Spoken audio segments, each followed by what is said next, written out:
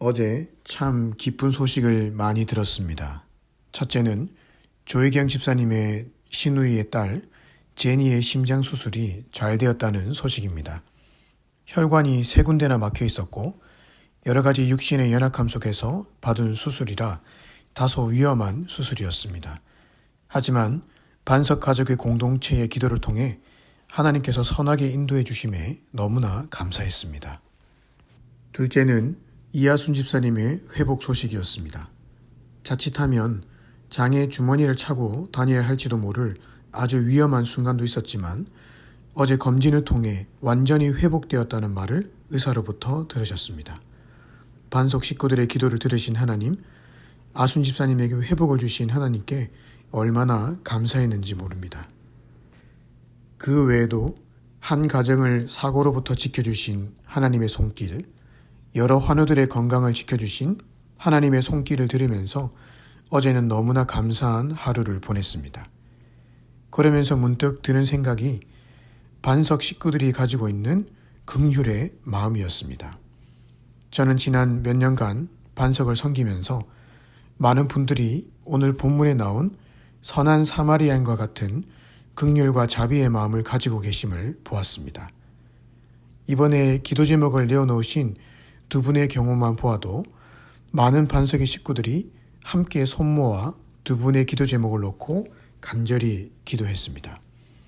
근본의 코로나로 인해 힘들었던 가정에게도 많은 분들이 음식으로, 전화로, 문자로, 기도로 격려해 주시는 모습을 보았습니다.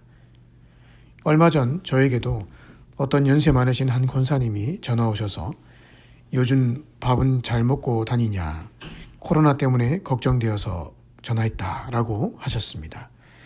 밥은 당연히 잘 먹고 있지만 그렇게 걱정해 주시며 전화해 주시는 모습에 마음이 참 훈훈해졌습니다.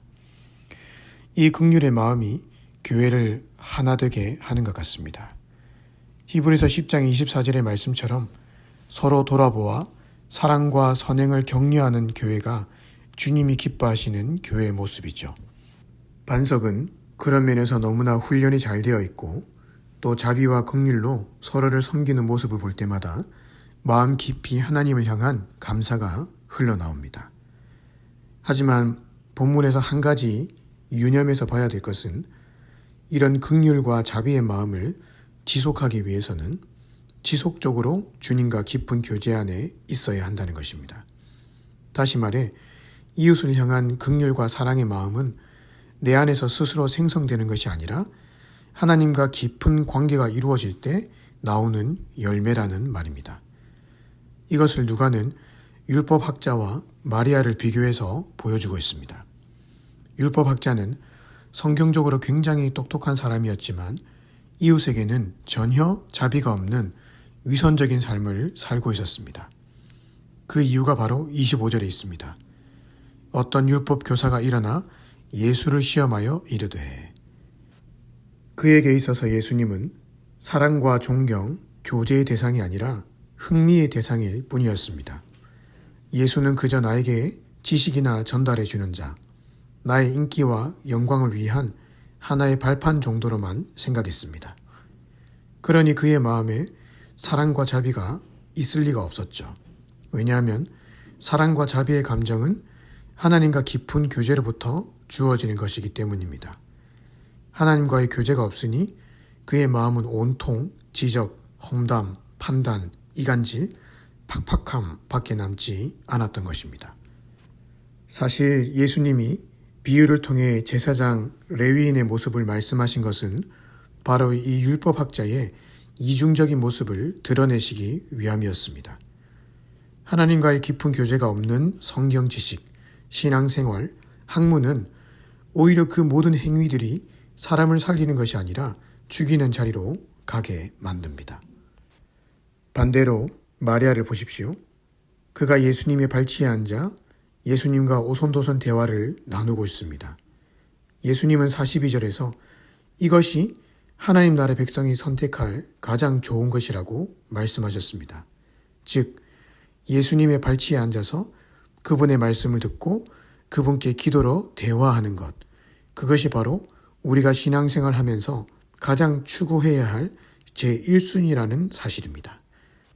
그러면 자동적으로 내 안에 긍휼과 사랑의 마음이 생깁니다. 그러면 그 긍휼의 마음으로 이웃사랑을 실천하며 살 수 있습니다. 결국 온 율법과 선지자의 강령인 하나님 사랑과 이웃사랑의 삶을 살려면 날마다 말씀과 기도로 하나님과 교제하고 대화하는 자리로 나아가야 한다는 것을 말씀하고 있습니다. 따라서 우리 반석이 지금까지 사랑과 긍휼로 교회를 잘 세워왔지만 앞으로도 더욱 단단한 교회가 되기 위해서는 더 깊은 골방으로 파고 들어가야 합니다. 골방에서의 1시간이 나머지 23시간의 삶을 좌우합니다. 따라서 오늘 하루도 하나님과 더 깊은 교제의 자리로 나아가심으로 인해 가정을 세우고 이웃을 세우고 교회를 세워가는 여러분들 되시기를 주님의 이름으로 축복합니다.